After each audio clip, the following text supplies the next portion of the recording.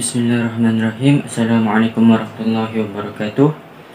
Nama saya Muhammad Danish Zikri bin Ahmad Fitri, nombor metrik I2020-4820. Hari ini saya dan kawan-kawan saya akan menerangkan tentang tajuk sistem jaminan halal. Dalam tajuk ini kita akan lihat sistem jaminan halal itu sendiri, kemudian keperluan dan garis panduan serta pengauditan. Sistem pengurusan jaminan halal atau dalam Inggerisnya Halal Assurance Management System atau juga dikenali sebagai SJH atau HAS mula diperkenalkan pada tahun 2011 dengan pelancaran guideline for Halal Assurance Management System of Malaysian Halal Certification yang diterbitkan oleh Jabatan Kemajuan Islam Malaysia JAKIM. Pada 1 Julai 2013, Jabatan Kemajuan Islam Malaysia JAKIM mewajibkan semua permohonan baru pensijilan halal Malaysia dalam kategori multinasional untuk melaksanakan sistem jaminan halal atau Halal Assurance Management System sebelum membuat permohonan pengesahan halal. Sistem jaminan halal merupakan satu set prosedur yang digunakan oleh sesebuah organisasi atau syarikat untuk mencapai objektif dalam mengekalkan jaminan halal secara menyeluruh. Sistem jaminan halal membantu memastikan status kehalalan bahan mentah, proses dan produk yang mendapat pengiktirafan sijil halal adalah dijaga dan dipantau sepanjang masa secara berterusan. Sistem jaminan halal adalah mekanisme sistem dokumentasi bagi mengawal, memantau, menambah baik dan menghalang sebarang ketidakpatuhan halal atau pencemaran silang bahan haram berlaku semasa aktiviti dan pemprosesan produk. Sistem jaminan halal adalah satu sistem pengurusan dan dokumentasi halal yang harus dilaksanakan oleh pengeluar produk makanan bagi menjamin pengeluaran produk yang dihasilkan adalah berstatus halal. Sistem jaminan halal digunapakai bagi kegunaan industri besar ataupun multinasional dan sederhana. 10 langkah untuk melaksanakan sistem jaminan halal. Pertama, merancang sistem jaminan halal. Kedua, membentuk polisi halal. Ketiga, membentuk komuniti halal dalaman. Keempat, menetapkan objektif sistem jaminan halal. Kelima, membentuk manual sistem jaminan halal. Keenam, membentuk SOP. Ketujuh, merancang audit halal dalaman. Ke-8, pembiasaan dan simulasi. Ke-9, menjalankan audit dalaman. Dan yang ke-10, akhir sekali, kelulusan sistem jaminan halal. Konsep sistem jaminan halal. Konsep yang pertama, tiada bahan haram yang digunakan semasa proses pengeluaran. Yang kedua, tiada produk haram yang dihasilkan. Dan yang ketiga, mempunyai risiko sifar ke atas keseluruhan aktiviti pengeluaran oleh pengeluar atau industri dalam aspek kehalalan produk. Kelebihan sistem jaminan halal. Yang pertama, mendapatkan sijil pengesahan halal Malaysia. Yang kedua, meningkatkan keyakinan pengguna Muslim. Yang ketiga, memperkasakan integriti halal. Dan yang keempat, menghalang sebarang potensi pencemaran haram yang berkemungkinan berlaku di sepanjang proses yang terlibat, khususnya dalam menghasilkan produk halal. Antara elemen utama yang perlu diambil perhatian ialah mengenal pasti titik kritikal yang boleh menyumbang kepada kontaminasi atau menjejaskan produk halal yang dihasilkan. Garis panduan utama sistem jaminan halal yang dibangunkan adalah untuk memenuhi keperluan standard pensijilan halal Malaysia serta mendapatkan prinsip sistem tersebut dalam pembangunan pengurusan sistem halal yang komprehensif bermula daripada konsep rantaian bekalan makanan, iaitu dari ladang ke pengguna. Dalam melaksanakan sistem jaminan halal, kita ada satu konsep, iaitu konsep halal dari ladang ke garpu, atau dalam Inggerisnya from farm to fork. Dalam konsep ini, industri perlu memastikan pengurusan jaminan halal dari ladang. Makanan haiwan itu, apa yang dimakan, mestilah haiwan itu memakan makanan yang halal, kemudian disembelih dengan kaedah Islam. Kemudian dari segi pemprosesan pemotongannya sehinggalah ke pemasaran, sehingga sampai ke pengguna, produk itu perlulah dipastikan halal. Pihak industri dikehendaki menyediakan prosedur sistem jaminan halal dan menyediakannya sebagai garis panduan utama bagi memenuhi keperluan pensijilan halal dan pengesahan integriti halal. Antara elemen utama yang harus dibangunkan dan menjadi nadi utama kepada pengurusan sistem jaminan halal adalah pembentukan titik kawalan halal. Setiap langkah proses yang berlaku akan diteliti menuruti konsep sistem pengurusan halal dalam penghasilan produk makanan berkonsepkan halalan thayyiban. Masuk kepada yang seterusnya, iaitu pelaksanaan HAS. Okey, kita boleh tengok di sini ada beberapa langkah yang sebelum kita untuk kita laksanakan HAS ini. Okey, yang pertama adalah pelatihan kuasa, yang di mana untuk menjamin untuk mengangkatkan lagi jawatan kuasa itu, iaitu dalam bahasa Inggerisnya iaitu Internal Halal Committee. Okay. Yang seterusnya ialah mesyuarat jawatan kuasa halal dalaman. Dalam bahasa Inggerisnya Internal Halal Community Meeting. Okey, dan akan ada beberapa mesyuarat lah untuk jawatan kuasa halal dalaman. Okey, yang seterusnya adalah dokumentasi, kerana di sini amatlah penting untuk merekod apa yang perlu lah. Okey, seterusnya adalah langkah kawalan.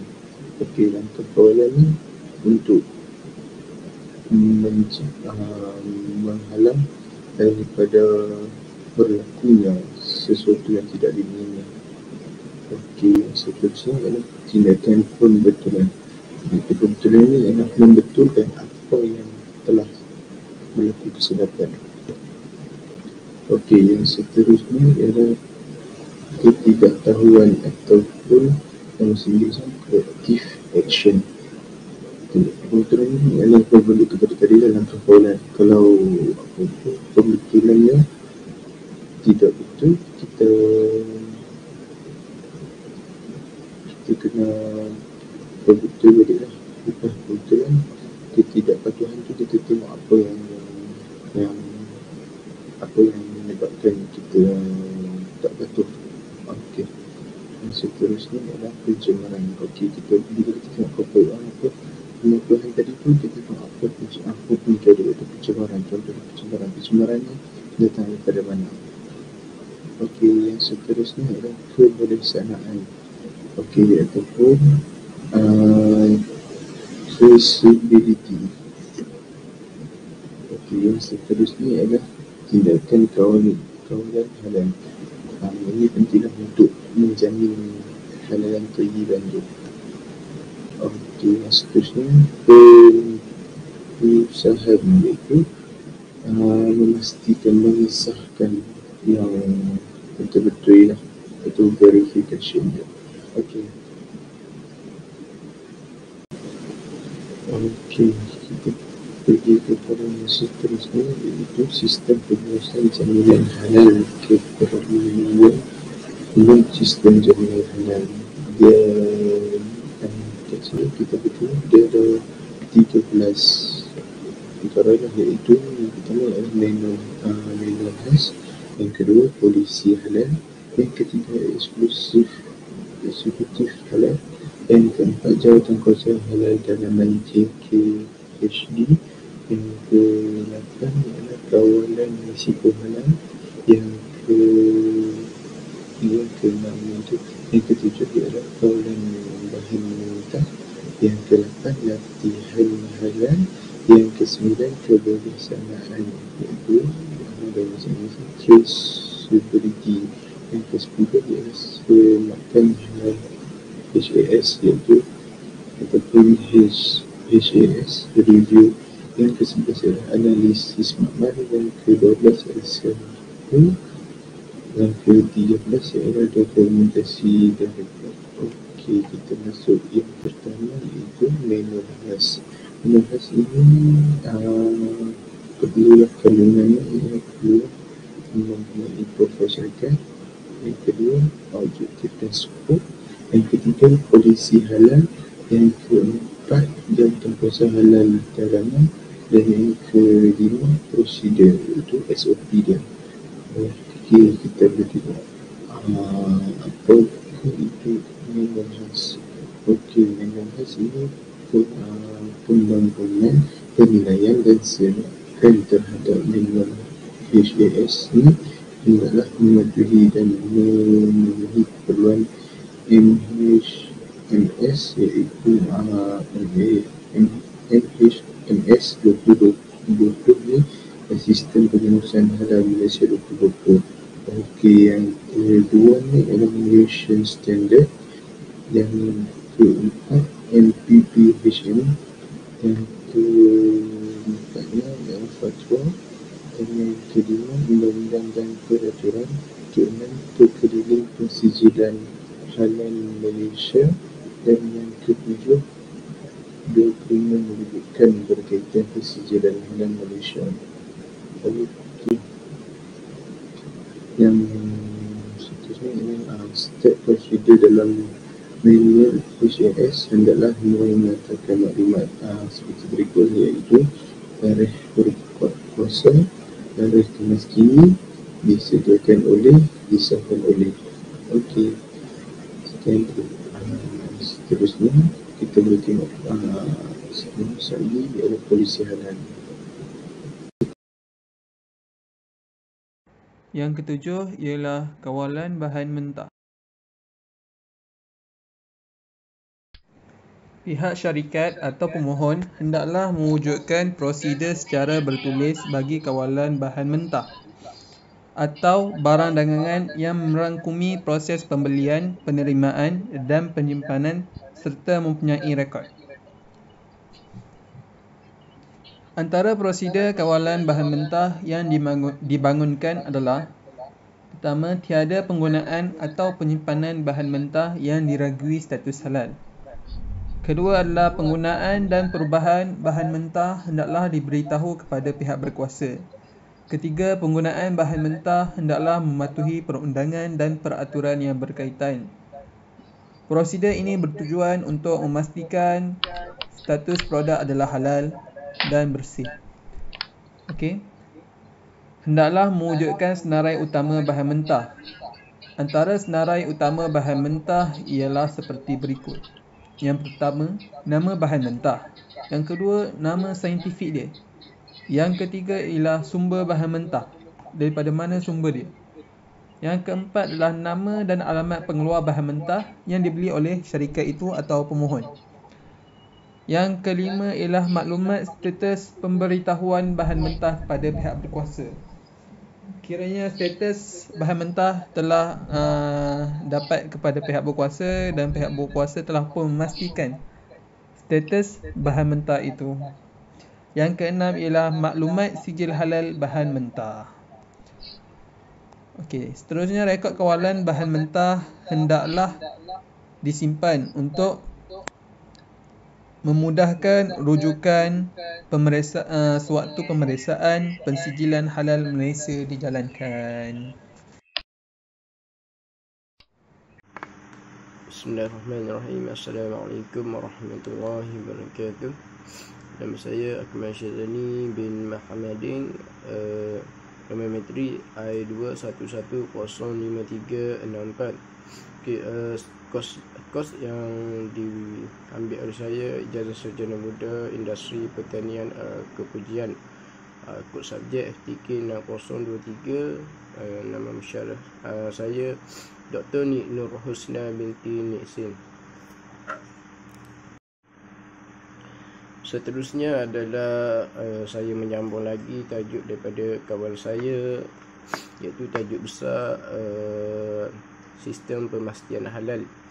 Okey, yang pertama, subtopik yang pertama adalah eksekutif halal. Okey, yang mana eksekutif halal ni kita boleh lihat pengenalan adalah pengenalan iaitu individu yang memastikan setiap permis atau syarikat mematuhi peraturan halal. Dan juga untuk mendapatkan sijil eksekutif halal, seseorang itu hendaklah mendapatkannya daripada pusat latihan yang diiktiraf oleh JAKIM dan modul-modul pembelajarannya dikawasedia oleh JAKIM. Di mana secara ringkasnya eksekutif halal ni sangat pentinglah di dalam sesebuah syarikat lah. Okay, peranan yang kita dapat lihat eksekutif halal adalah perlu memastikan produk syarikat berada di dalam keadaan yang baik, bersih, suci, selamat, berkualiti dan mengikut prosedur yang telah ditetapkan oleh bahagian pengurusan halal. Seperti di Malaysia adalah JAKIM lah, jabatan yang mengawasi berkaitan dengan halal. Okay, eksekutif halal perlu memastikan proses permohonan sijil halal hendaklah mengikut syarat yang ditetapkan supaya dapat mengelakkan sebarang isu yang menjejaskan nama baik syarikat dan kepercayaan masyarakat. Seperti mana kita boleh kaitkan dengan isu yang di Malaysia, isu berkaitan dengan Cadbury yang mana berlaku salah faham terdapatnya DNA babi, dan juga itu boleh menjejaskan nama syarikat dan serta kepercayaan lah, khususnya umat Islam terhadap syarikat itu apabila berlakunya salah faham secara tak langsung. Benda ini menimbulkanlah was-was dalam kalangan masyarakat Islam lah, terutama sekali. Okey, seterusnya adalah kesan tidak mempunyai eksekutif halal. Sekiranya tiada eksekutif halal di dalam sesebuah syarikat tersebut tidak layak untuk mendapatkan sijil halal. Sebab apa? Sedia maklum, tak ada orang yang mengendalikan berkaitan halal, maka syarikat itu secara tak langsung tidak dapatlah sijil halal. Seterusnya mempengaruhi sistem jaminan halal kerana ianya tidak dapat dijalankan dengan baik tanpa pengawasan eksekutif halal. Okay, eksekutif halal ni pentinglah sebabnya semua berkaitan dengan halal, pemakanan daripada ladang sampailah kepada produk, memastikanlah unsur-unsur yang sepanjang pemprosesan makanan tu dikawal lah. Eksekutif halal lah yang memastikan perkara itu ataupun produk itu dijamin selamat dan juga halal untuk masyarakat Islam lah. Okey, syarat kelayakan eksekutif halal lah. Syarat untuk memastikan, untuk melayakkan kita untuk menjadi eksekutif halal. Yang pertama adalah beragama Islam, yang kedua berwarga negara Malaysia, yang ketiga berjawatan tetap, yang keempat berkelulusan diploma pengurusan halal atau setaraf atau berpengalaman dalam pengurusan halal sekurang-kurangnya 5 tahun lah. Okey, yang kelima memiliki sijil eksekutif halal dari penyelia yang berdaftar supaya tidak berlaku pemalsuan lah, eksekutif halal yang palsu. Okay, seterusnya adalah jawatan kuasa halal dalaman, iaitu komiti yang dilatih secara rasmi dan bertulis oleh pengurusan halal tertinggi syarikat yang bertanggungjawab membangun, melaksana, memantau dan mengawal keberkesanan pelaksanaan sistem jaminan keselamatan serta pematuhan terhadap keperluan pensijilan halal di Malaysia. Okay, nak memastikan jawatan ni sekumpulan komiti ni adalah satu kumpulan yang dibentuklah untuk memastikan pematuhan terhadap sijil pensijilan halal Malaysia, kriteria yang telah ditetapkanlah oleh pensijilan halal di Malaysia. Okay, yang seterusnya ahli jawatan kuasa halal dalaman, iaitu terdiri daripada pengurusi, yang kedua adalah eksekutif halal, yang ketiga unit pembelian atau perolehan lah, yang keempat wakil bahagian pemprosesan. Okey, yang keseterusnya adalah audit halal dalaman, iaitu kita dapat lihat pengenalan adalah pemeriksaan atau pengauditan yang dirancang dan dilaksanakan oleh pihak syarikat secara dalaman bagi memastikan pematuhan terhadap keperluan pensijilan halal Malaysia. Okey, audit halal dalaman ni adalah surat ataupun dokumen ataupun borang yang perlu bahagian audit cek borang telah sedia, dan juga audit tu akan cek mengikut apa yang telah ditetapkan oleh pensijilan halal supaya pemprosesan tu mengikut kriteria dan ikut keperluan pensijilan halal Malaysia terhadap kilang tu lah, supaya kilang tu patuhlah. Okey, audit halal dalaman ni sekurang-kurangnya dilakukan setahun sekali sekurang-kurangnya, ataupun terdapat juga 2 kali setahun lah berdasarkan syarikat tersebut lah. Dan juga hendaklah mempunyai sijil internal halal auditi, yang mana sijil ni sangat penting lah. Okey, seterusnya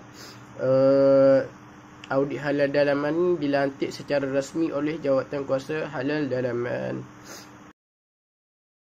Okey, yang seterusnya adalah kawalan risiko halal, yang mana kaedah penentuan halal control point ataupun HCP dan pelan pengurusan risiko halal yang dibangunkan dan dilaksanakan oleh syarikat atau pemohoni yang memohon untuk mendapatkan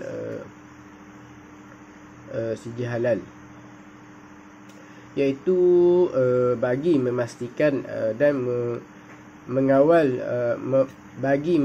dan memastikan risiko halal dapat dielak dan diurus dengan berkesan di sepanjang rantaian bekalan makanan.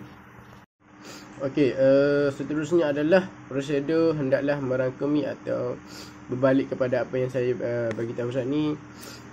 Rantaian makanan. Okey, inilah adalah rantaian makanan yang mana merangkumi research and development, R&D, ataupun mengkaji produk tu bagaimana.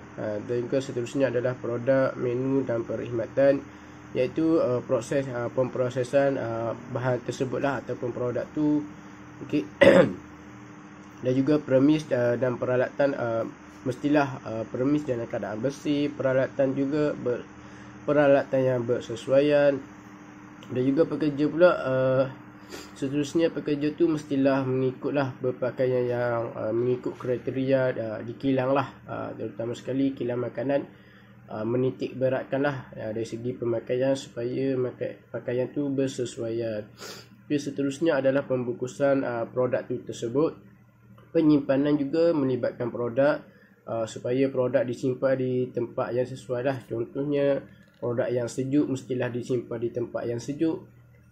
Dan juga seterusnya pengangkutan lah. Pengangkutan juga memainkan peranan penting, kerana bagi produk yang sejuk haruslah pengangkutan yang mempunyai peti sejuk lah, seperti peti sejuk yang mana kita lihat ini seperti van air batu kan.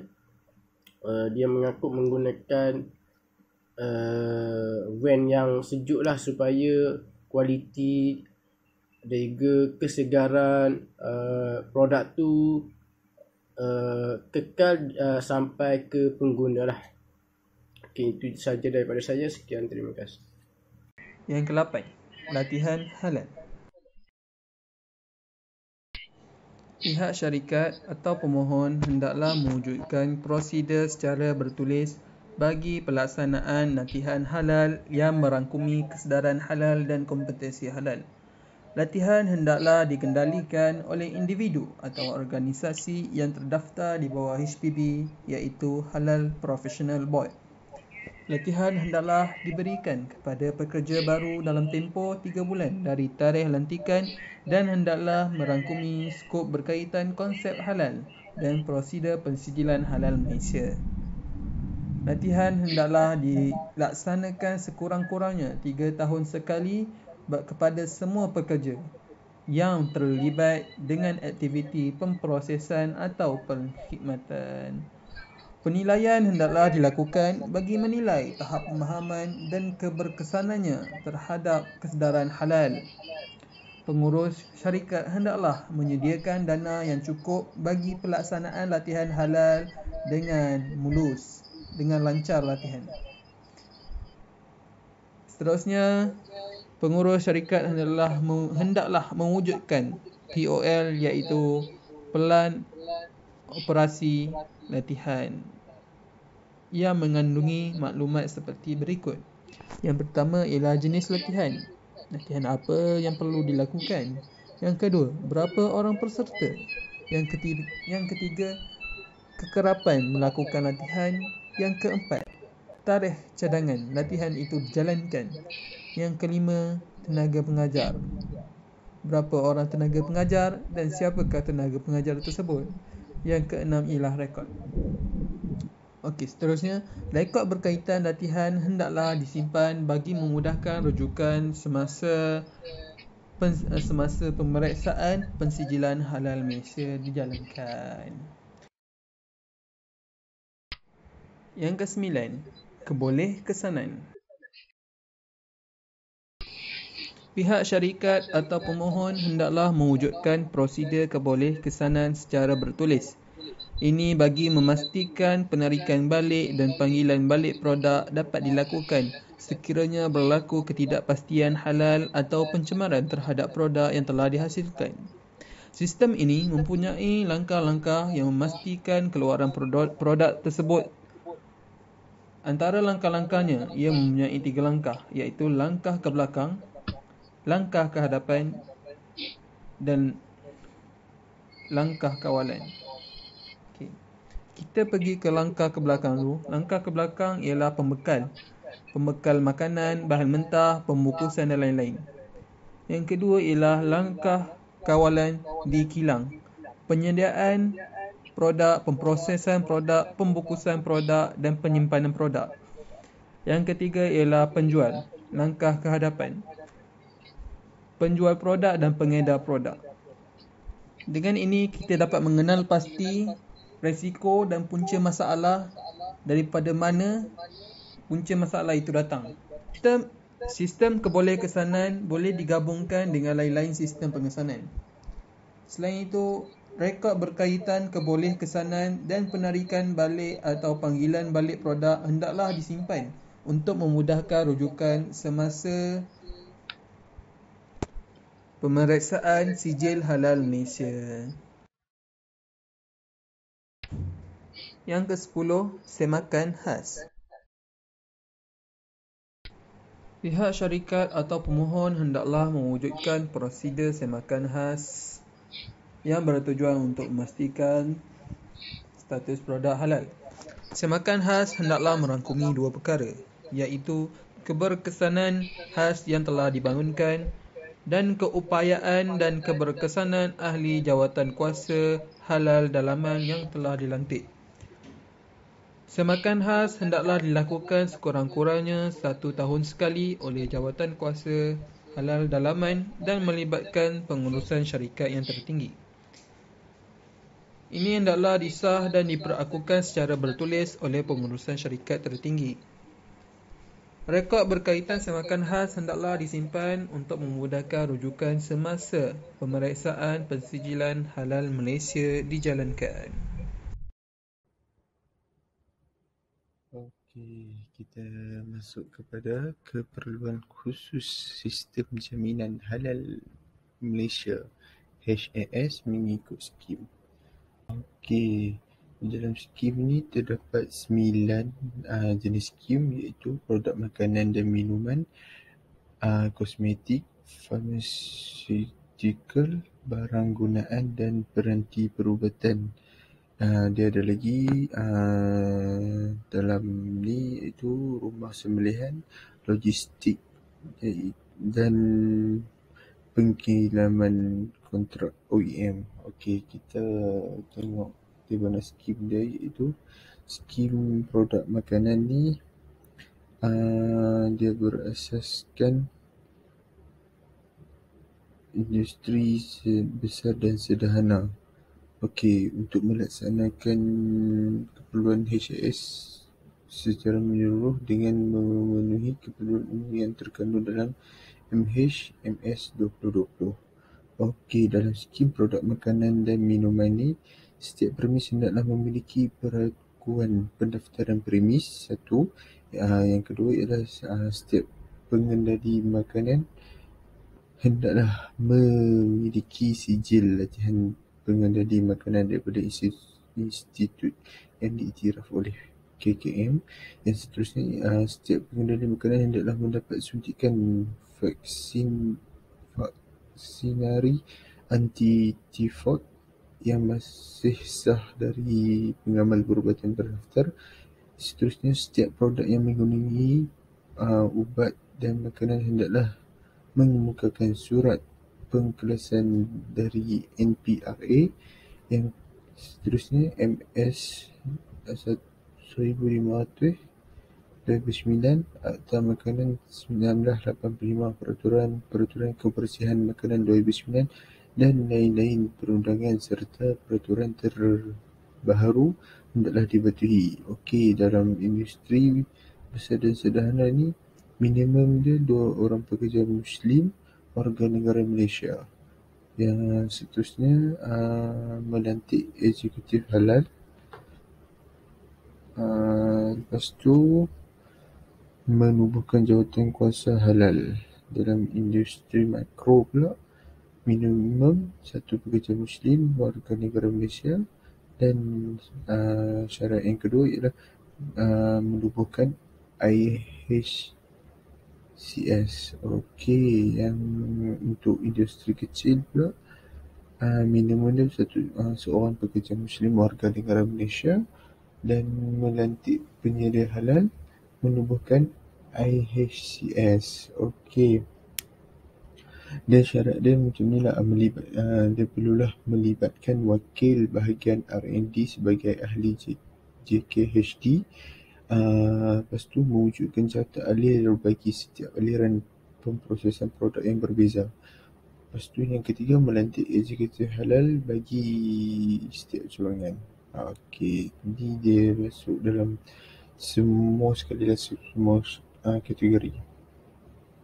Okey, kita tengok kepada skim produk yang seterusnya, iaitu skim produk kosmetik. Okey, bagi produk kosmetik ni mestilah bernotifikasi ataupun mendapat surat kebenaran mengilang dari produk kosmetik tidak bernotifikasi bagi tujuan ekspor. Okey. Yang seterusnya, premis yang memproses dan menghasilkan produk hendaklah memenuhi keperluan yang dinyatakan dalam Guideline for Control of Cosmetic Products in Malaysia. Okey, yang seterusnya adalah mematuhi keperluan MS 2634/2009 Control of Drug and Cosmetic Regulation 1984 dan Guideline for Control of Cosmetic Products in Malaysia 2017. Okey, untuk industri besar dan sederhana, minimum dia memerlukan 2 orang pekerja Muslim warga negara Malaysia, melantik eksekutif halal di setiap cawangan, menubuhkan jawatan kuasa halal dalaman, melaksanakan HAS berdasarkan manual MHMS. Okey, untuk industri kecil pula, minimum seorang pekerja Muslim warga negara Malaysia, melantik penyedia halal di premis, melaksanakan IHCS berdasarkan MHMS 2020.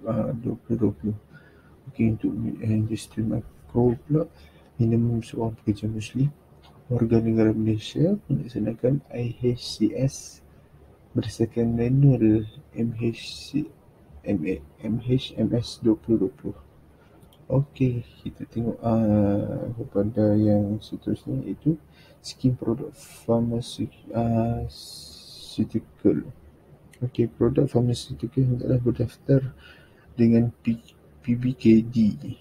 Okey, seterusnya hendaklah memiliki lesen pengilangan daripada NPRA serta memenuhi keperluan GMP. Okey, mematuhi keperluan MS 24/24/2009, Sale of Drugs 1952, Control of Drug and Cosmetic Regulation 1984 dan DRGD. Okey, kita tengok kat sini dia ada beberapa kategori produk pharmaceutical ni, iaitu pertama ialah produk racun berjadual, produk bukan racun berjadual OTC, seterusnya produk suplemen kesihatan dan terakhir produk semula jadi. Okey, untuk industri besar dan sederhana, minimum 2 orang pekerja Muslim warga negara Malaysia dan melantik eksekutif halal, sama macam yang tadi tu. Untuk skim produk kosmetik, okey, dia lebih kurang je.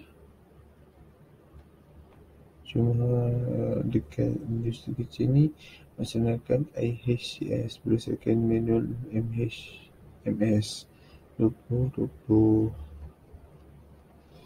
Okey, kita tengok yang seterusnya, iaitu skim premis makanan. Kita boleh tengok dekat pusat konvensional ni, perlulah melaksanakan SJH bagi skim premis makanan dan berdasarkan kategori premis adalah seperti berikut, iaitu yang pertama, hotel. Dalam hotel ni perlulah melaksanakan keperluan HAS secara menyeluruh dan memenuhi keperluan yang terkandung di dalam MHMS 2020. Syarikat atau pemohon hendaklah melibatkan F&B manager dan ataupun ketua tukang masak sebagai ahli JKHD dan melantik eksekutif halal bagi setiap cawangan premis. Okey, kita tengok kategori yang kedua, iaitu catering, khidmat penyajian makanan, dapur pusat konvensional ataupun dapur pusat konvensional lah. Okey, industri besar dan sederhana melaksanakan keperluan HAS secara menyeluruh dengan memenuhi keperluan yang terkandung di dalam MHMS 2020. Syarikat ataupun pemohon ni mestilah melibatkan F&B manager dan ketua tukang masak sebagai ahli JKHD. Okey, yang keduanya ialah melantik eksekutif halal bagi setiap cawangan premis. Okey, kita tengok kategori yang ketiga, iaitu cafeteria, pengurusan secara berpusat ni. Okey, melaksanakan keperluan HAS secara menyeluruh dengan memenuhi keperluan yang terkandung di dalam MHMS 2020. Syarikat ataupun pemohon hendaklah memastikan 3 syarat ni, iaitu melantik eksekutif halal di peringkat pengurusan, menyediakan dokumen HAS sewaktu pemeriksaan, dan yang ketiga, memastikan audit halal dalaman dilaksanakan ke semua premis di bawah pengurusannya. Okey, kita tengok Seterusnya iaitu premis makanan berangkai. Melaksanakan keperluan HIS secara menyeluruh dengan memenuhi keperluan yang terkandung di dalam MHMS 2020. Syarikat ataupun pengurusan hendaklah melantik eksekutif halal di peringkat pengurusan ataupun dapur berpusat bagi setiap jenama rangkaian yang berbeza. Yang kedua, membangunkan HAS bagi dapur berpusat dan merangkumi rangkaian premis. Okey, yang ketiganya melibatkan pengurus operasi sebagai JKHD. Dan yang keempat, menyediakan dokumen HAS untuk disemak sewaktu pemeriksaan dapur berpusat ataupun premis. Okey, yang seterusnya memastikan audit halal dalaman dilaksanakan ke semua rangkaian premis. Okey, yang terakhir menyediakan senarai premis bawah jenama ataupun rangkaian pemilik yang sama. Okey, kita boleh tengok kepada skim seterusnya, iaitu skim produk barang gunaan. Untuk ini, syarikat hendaklah memastikan produk yang dimohon SPHM terdiri daripada produk siap dan separa siap yang memberi manfaat kepada pengguna. Yang kedua, mematuhi keperluan MS 2200 hingga 2202, 2013, MS 2526, 2014, MS 2594, 2015 serta lain-lain perundangan. Produk yang tidak mempunyai skim persediaan, wujud keraguan pada sumber bahan pembuatan ataupun ramuan itu. Bahan bantuan pemprosesan tidak menimbulkan kekeliruan sekiranya disahkan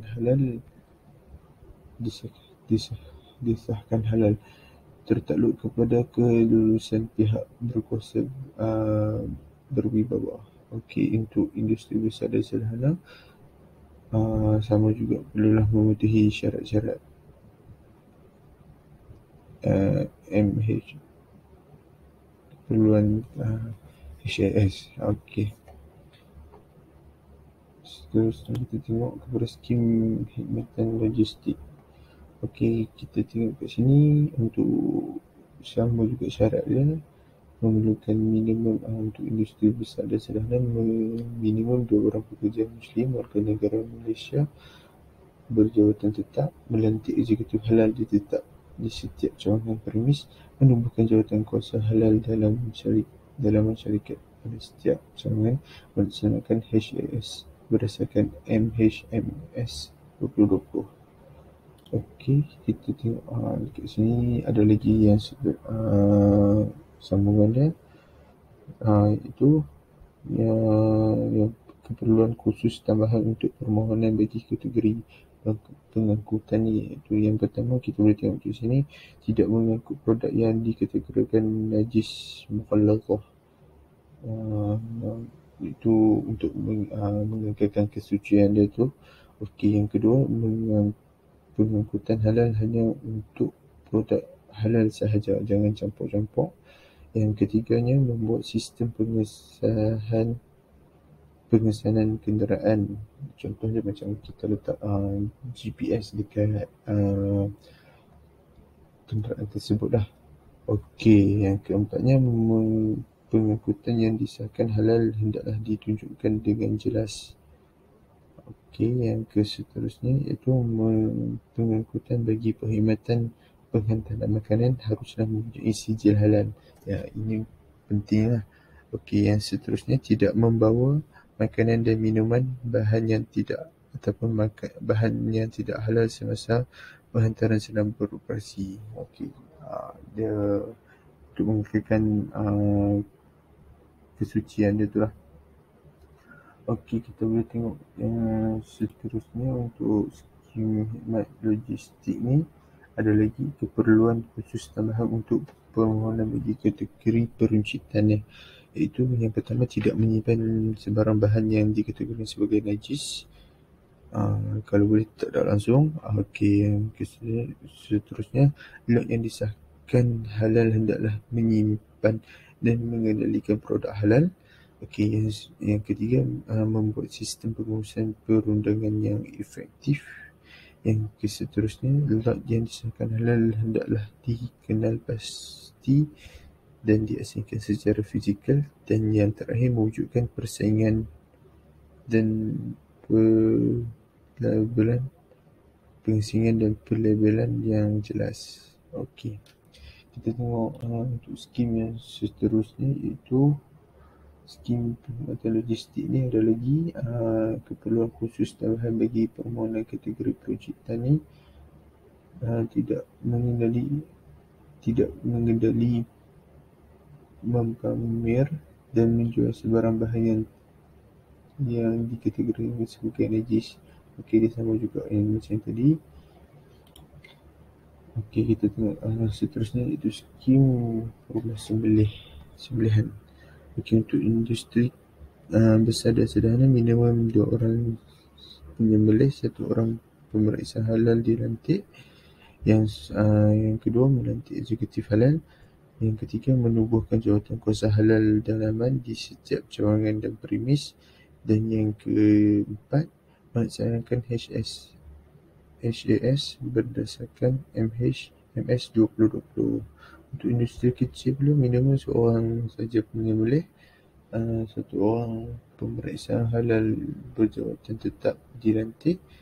Dan yang kedua, melantik penyelia halal. Yang ketiga, melaksanakan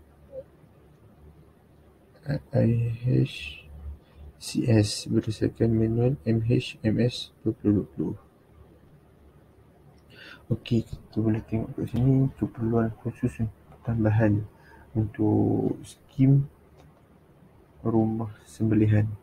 Itu yang pertama, premis, haiwan, penyembelih, pemeriksa halal, alat sembelihan, pengendalian, pelalian, rekod sembelihan. Semua ni perlu ada lah. Okey.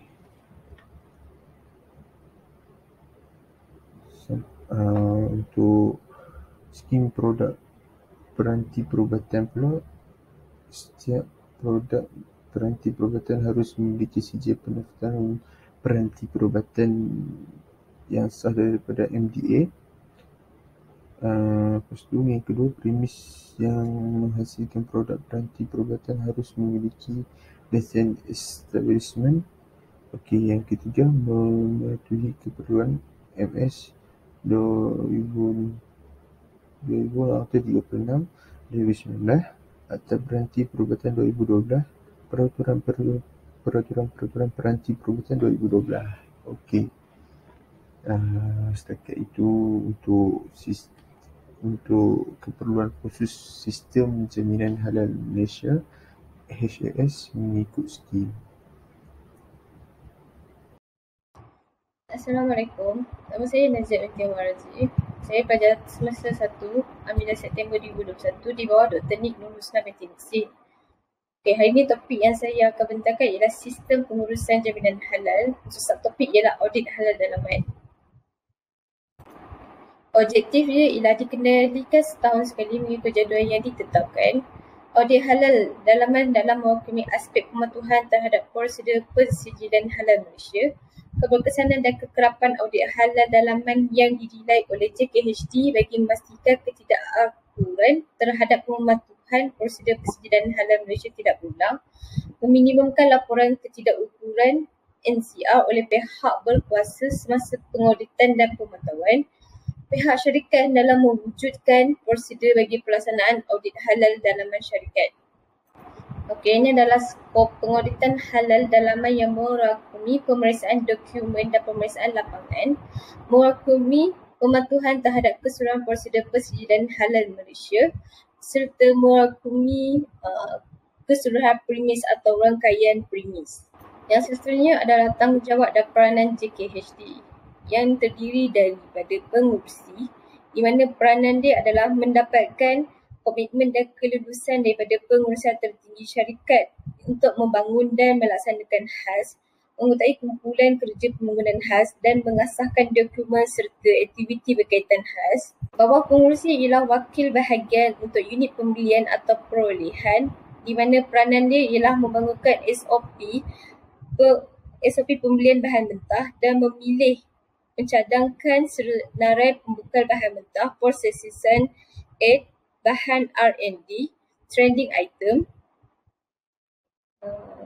pembungkusan dan peralatan yang mematuhi keperluan persijilan halal Malaysia. Bawahnya ada eksekutif halal, di mana peranan eksekutif halal ialah mengetuai JKHD, bertanggungjawab menggunakan permohonan persijilan halal Malaysia dan bertanggungjawab menguruskan dokumentasi serta rekod berkaitan halal. Dan bawah dia ada wakil bahagian pemprosesan dan juga penyelidik halal bagi rumah sembelihan. Kita tengok pemprosesan dulu.